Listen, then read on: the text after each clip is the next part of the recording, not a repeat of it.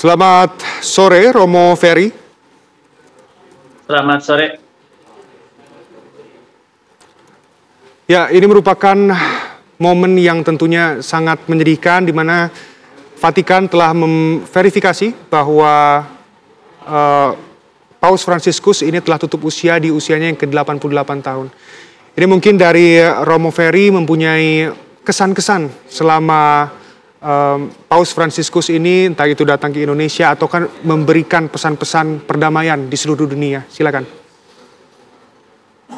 Ya, kita sangat kehilangan karena Paus Fransiskus bukan hanya pemimpin dari umat Katolik di Indonesia, tetapi di dunia, tetapi juga sebetulnya adalah salah satu tokoh dunia untuk kemanusiaan. Dan kita, masyarakat Indonesia, sangat tersentuh dengan kehadiran beliau ketika tahun lalu datang ke Indonesia, sebenarnya dilanjutkan ke beberapa negara yang lain. Beberapa hari ini saya membaca bagaimana beliau yang sebetulnya sakit cukup lama di rumah sakit, sesudah keluar dari rumah sakit itu tetap, misalnya hari Kamis Putih yang lalu mengunjungi penjara meskipun dalam keadaan sakit, ya, berjumpa dengan warga-warga di penjara itu. Hari Minggunya kemudian juga menyapa umat di lapangan Santo Petrus di Vatikan, dan pesan-pesannya sangat luar biasa. Yang paling utama menurut saya adalah bahwa kita jangan kehilangan harapan, bahwa harapan itu bukan ilusi. Dan di situ dia juga sungguh-sungguh berdoa untuk perdamaian di dunia.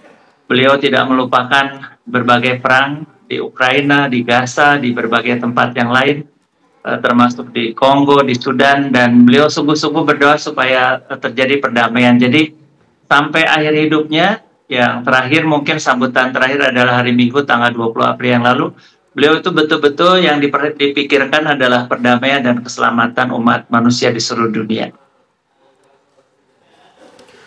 Baik, Romo Ferry, demikian. Jika kita mengingat kembali momen ketika Paus Fransiskus ini datang ke Indonesia pada tahun 2024 yang lalu, ini apa yang paling berkesan, Romo?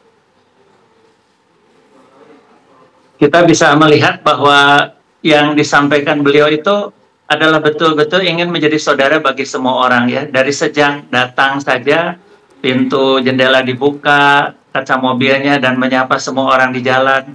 Persahabatannya dan foto yang sangat menyentuh dengan Menteri Agama, Bapak Nasaruddin Umar. Tapi saya kira juga perjumpaan dengan semua orang.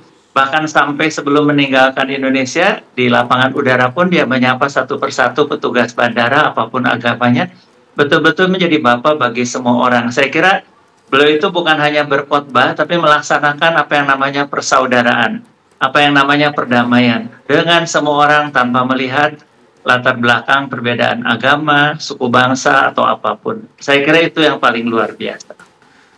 Baik, Romo, ini setelah meninggalnya Paus Fransiskus, akan ada seremoni seperti apa, terkhusus untuk di Vatikan? Tentu saja akan disiapkan berbagai upacara, tapi seperti tradisi yang sebelumnya, biasanya semuanya dilakukan dalam suasana yang duka, yang hening, ya, bukan acara-acara yang luar biasa meriah dan sebagainya, tapi upacara-upacara yang sederhana. Saya belum mendapat informasi yang lengkap karena ini baru terjadi kurang lebih 3 jam sebelum yang lalu. Oke, berarti menegaskan ini agenda yang terakhir dilaksanakan oleh Paus Fransiskus ini merupakan Paskah kemarin, ya, Romo?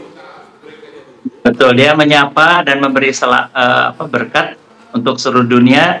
Beliau tidak bisa membacakan sambutannya yang terakhir itu, tapi dibacakan oleh salah satu kardinal, tapi beliau muncul, ya, memperlihatkan diri dan memberikan berkatnya bagi semua orang. Saya kira teks atau kalau dibaca itu sungguh sangat menyentuh karena dia memperhatikan semua, ya, Ukraina, Gaza, Palestina, Sudan, Kongo, dan semua. Dia berharap sungguh-sungguh supaya perang diakhiri di seluruh muka bumi ini. Oke, selain dari tadi kan Romo mengatakan bahwa ada pesan-pesan menyentuh yang dibawakan oleh Paus Fransiskus kemarin saat Paskah. Dan juga selain dari perdamaian di seluruh dunia, itu konteksnya dalam peperangan tentunya. Ini apa lagi sih yang menjadi highlight dari Paskah kemarin yang dilaksanakan oleh Paus Fransiskus? Silakan. Saya kira yang paling kuat bukan hanya dari Paskah, tetapi selama beliau menjadi Paus dari tahun 2013 sampai saat ini, beliau itu secara konsisten ada dua tema saya kira ya, perdamaian. Yang kedua adalah juga merawat lingkungan hidup. Dan itu terus-menerus ya, persaudaraan, perdamaian, lingkungan hidup muncul terus-menerus termasuk waktu perjumpaan beliau atau kehadiran beliau di Indonesia.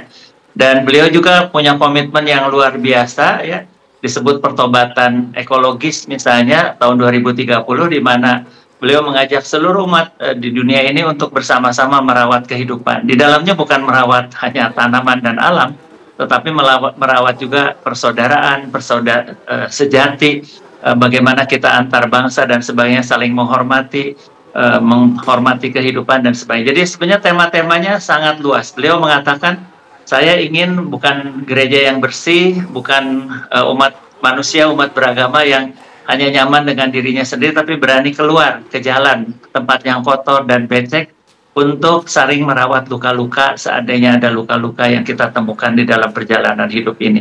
Jadi beliau ini mengajak kita semua untuk menjadi peziarah harapan, karena tahun ini juga adalah sekaligus tahun jubileum, tahun harapan. Dan beliau mengatakan bahwa harapan itu, kalau kita berharap pada Tuhan, kita tidak akan kecewa. Harapan itu bukan ilusi, kita bukan upaya untuk melarikan diri, tetapi adalah suatu kekuatan yang membuat kita bisa berjuang untuk perdamaian, untuk merawat lingkungan hidup, dan berbagai isu-isu kemanusiaan yang lainnya. Baik, Romo Ferry, kan juga menurut informasi, Paus Fransiskus ini datang kembali ke Indonesia setelah 35 tahun. Ya, ini juga apakah merupakan tanda kedekatan dari Paus Fransiskus bersama masyarakat Indonesia? Silakan. Sebetulnya Paus Fransiskus hanya satu kali datang tahun lalu. Maksudnya adalah 30 tahun lebih yang lalu adalah Paus yang lain, yaitu Paus Yohanes Paulus II yang datang.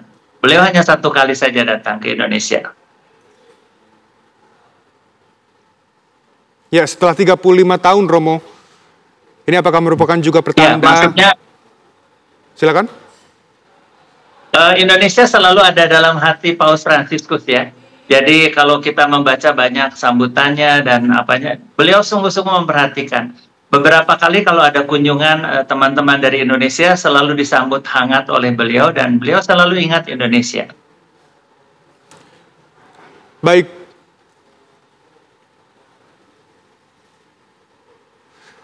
Baik, terima kasih Romo dan pemirsa. Breaking News akan kembali sesaat lagi. Tetap bersama kami. Terima kasih.